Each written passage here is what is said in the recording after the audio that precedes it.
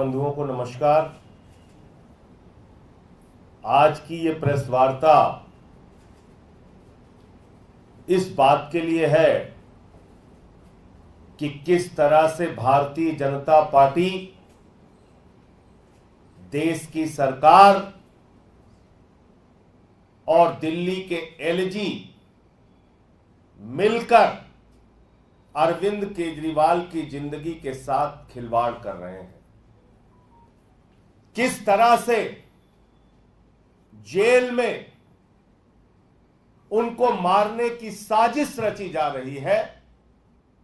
आज एक एक करके बिंदुवार आपको वो सारी बातें बताऊंगा। और आज कोई भी बात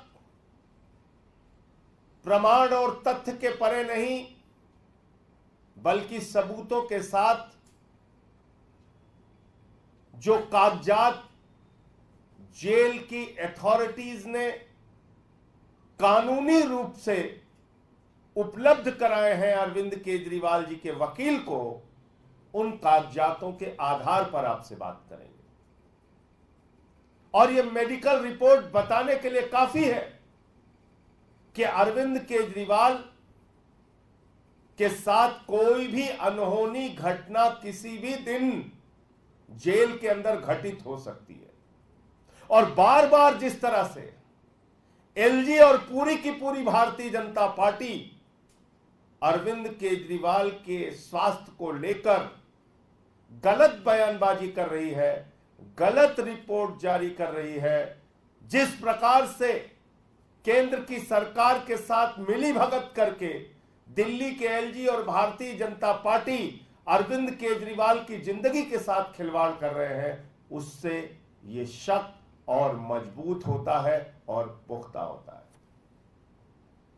आपको याद होगा पहले इन लोगों ने क्या कहा, अरविंद केजरीवाल ज्यादा खा रहे हैं, पूड़ी खा रहे हैं, मिठाई खा रहे हैं, अपनी कैलोरी बढ़ा रहे हैं, अपना शुगर बढ़ा रहे हैं,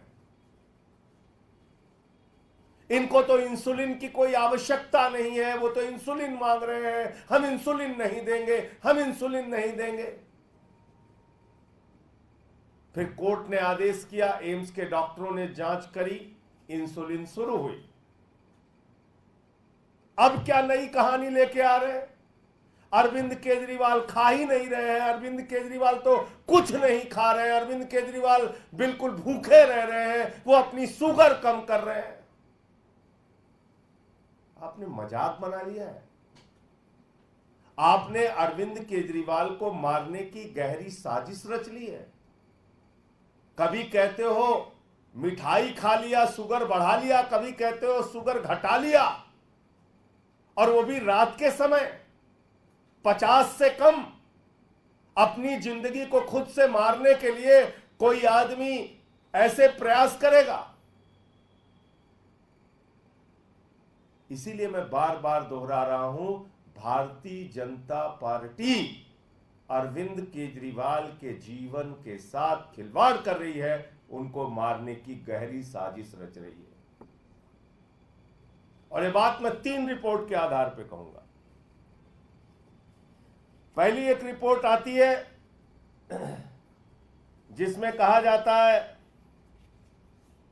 अरविंद केजरीवाल को डायबिटीज, वेट लॉस, वीकनेस, हाइपोग्लिसीमिया, इसकी शिकायत है। यह पहली रिपोर्ट आती है। इसके बाद थोड़ा बहुत बेचैन हो जाते हैं एलजी साहब, भाजपा वाले। फिर वो एक झूठी कहानी रचते हैं, एक फर्जी रिपोर्ट, फर्जी उनके शब्दों में, लेकिन इसमें फिर भी कुछ हकीकत लिख दी गई। उनके शब्दों में कहा गया कि अरविंद केजरीवाल ठीक है, देखो ये रिपोर्ट आ गई, देखो ये रिपोर्ट आ गई। ये दूसरी रिपोर्ट आती है, ये मीडिया में जानबूझकर लीक की जाती है एलजी के ऑफिस के द्वारा। लेकिन इस रिपोर्ट में भी लिखा हुआ है उनका वजन लगातार घट रहा है। एम्स के डॉक्टरों के पैनल ने उनको देखा है, इसमें लिखा हुआ है कि उनको हाइपोग्लिसीमिया की शिकायत है। और तब आपको याद होगा कि मैंने कहा था कि 5 बार के करीब उनका शुगर लेवल रात में 50 से नीचे आया और प्रमाणित कोई डाटा नहीं था, डॉक्टर के द्वारा वेरीफाइड कोई कागजात नहीं थे। उस आधार पर 5 बार की बात कही थी, लेकिन 50 के आसपास और 50 से कम शुगर कितनी बार गया यह मैं आपको बताऊंगा भी। फिर एक तीसरी रिपोर्ट दी जाती है हमारे मांगने पर, यानी कि अरविंद केजरीवाल जी के मांगने पर कहा जाता है, भाई आप हमारे शुगर लेवल के बारे में विस्तृत जानकारी दीजिए, एक एक करके जानकारी दीजिए, क्योंकि हमारे पास जो शुगर नापने की मशीन है उसमें सब रिकॉर्ड होता है किस समय शुगर लेवल कितना हुआ। तो आप पूरी डिटेल मुझे दीजिए। फिर ये ग्राफ बनता है, ये ग्राफ बनता है, ये सारे ग्राफ आपको अवेलेबल करा दूंगा अभी, ये उपलब्ध करा दूंगा। ये ग्राफ बनते हैं और इसको डॉक्टर के द्वारा प्रमाणित किया जाता है, ये प्रमाणित किया जाता है साइन करके। अब ये क्या है, ध्यान से सुनिएगा। अरविंद केजरीवाल का शुगर लेवल, और याद रखिएगा शुगर लेवल अगर 80 से 70 से कम हो जाए तो कोई भी व्यक्ति खतरनाक अवस्था में जा सकता है, उसके साथ कोई भी घटना घटित हो सकती है। और 50 से और 50 के नीचे तो कोई व्यक्ति कोमा में जा सकता है, उसकी जान जा सकती है। अब मैं आपको बता रहा हूं, ये वो तारीखें हैं जिन तारीखों पर अरविंद केजरीवाल का शुगर लेवल 50 उसके आसपास और 50 से कम रहा। 3 जून को रात में 3 बजे, 4 जून को रात में 2:30 बजे, 6 जून को रात में 12 बजे, 7 जून को रात में 3 बजे, 8 जून को रात में 2:30 बजे और दिन में 1 बजे, 9 जून को रात में शाम को 6 बजे, 10 जून को दिन में 1 बजे और रात में 1 बजे, 11 जून को रात में 1 बजे, 15 जून को रात में 1 बजे, 16 जून को रात में 3 बजे, 17 जून को दिन में 1 बजे, 18 जून को रात में 3 बजे, 19 जून को रात में 12 बजे और सुबह 6 बजे, 20 जून को सुबह 5 बजे, 21 जून को रात में 3 बजे, 22 जून को सुबह के करीब 4 बजे, 23 जून को रात में 2 बजे और सुबह करीब 5 बजे, 24 जून को रात में 12 बजे और सुबह के करीब 3 बजे, 25 जून को रात में 2 बजे, 26 जून को रात में 12 बजे, 29 जून को रात में 1 बजे, 1 जुलाई को रात में 1 बजे, 3 जुलाई को रात में 12 बजे और रात में 2 बजे, 5 जुलाई को सुबह 4 बजे, 6 जुलाई को रात में 1 बजे और सुबह 5 बजे, 7 जुलाई को रात में 12 बजे और सुबह 5 बजे।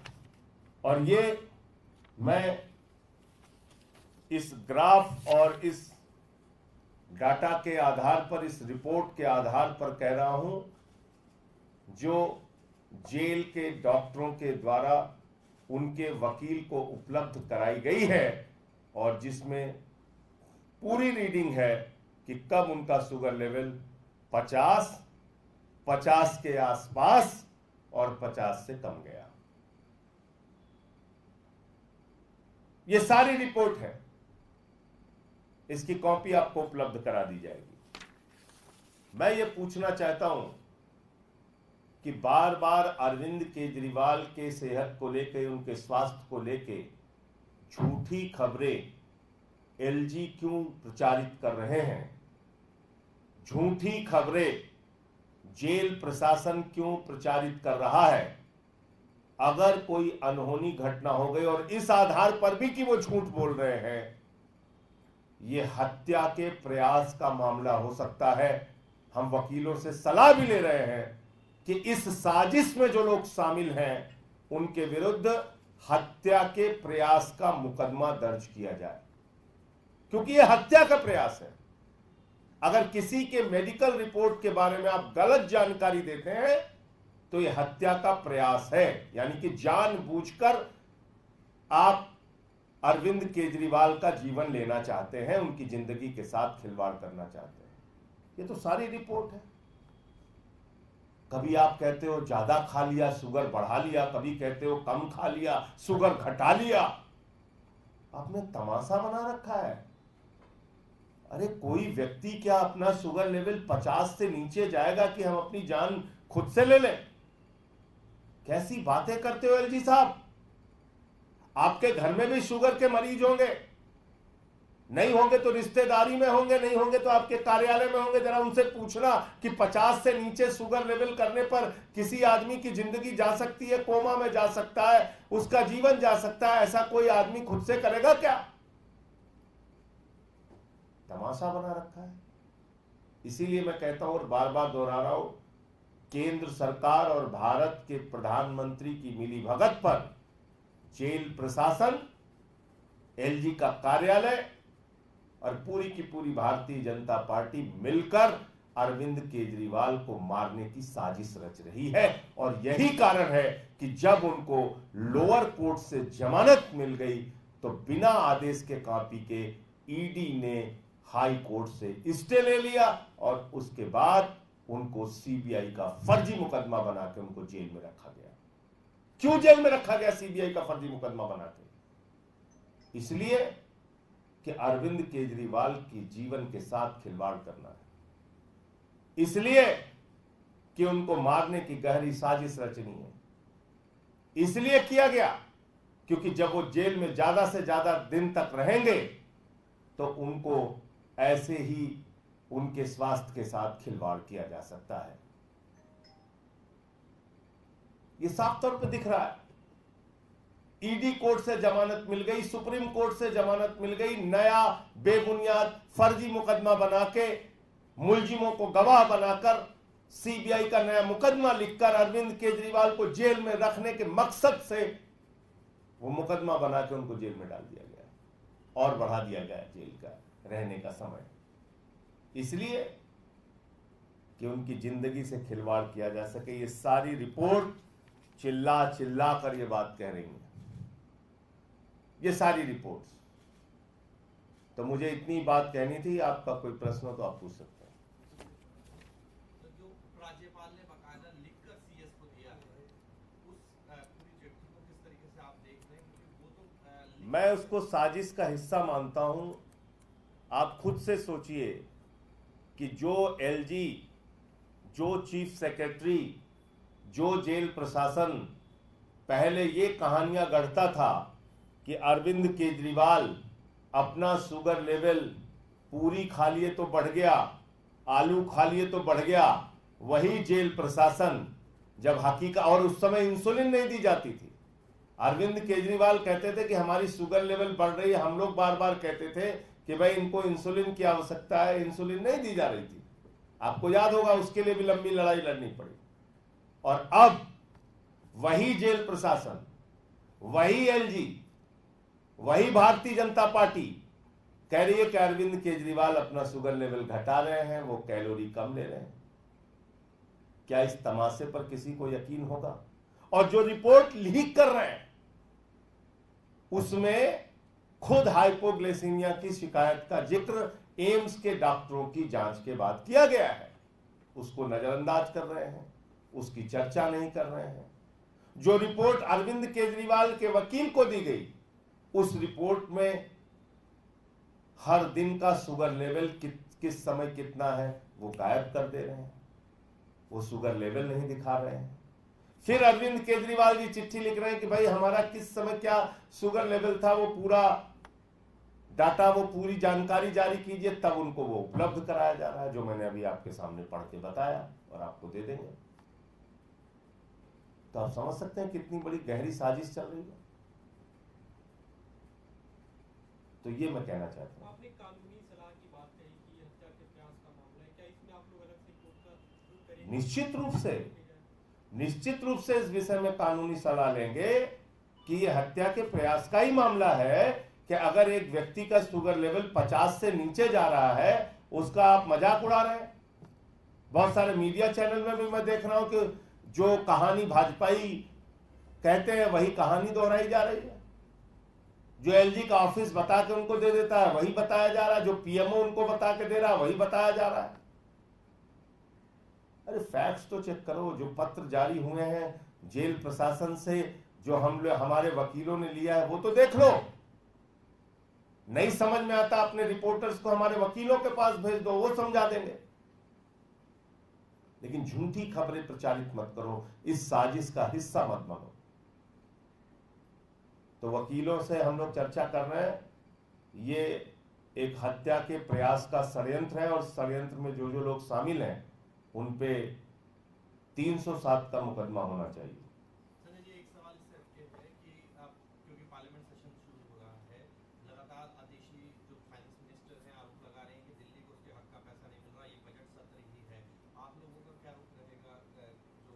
देखिए, पिछले 9-10 साल से हमें 325 करोड़ रुपए दिया जाता है, जबकि दिल्ली जीएसटी के मामले में, टैक्स देने के मामले में अग्रणी राज्यों में, देश के अग्रणी राज्यों में 1 नंबर पर है। 2-3 राज्य हैं प्रमुख रूप से जिसमें दिल्ली शामिल है, और दिल्ली को आप बदले में 325 करोड़ रुपए देते हैं।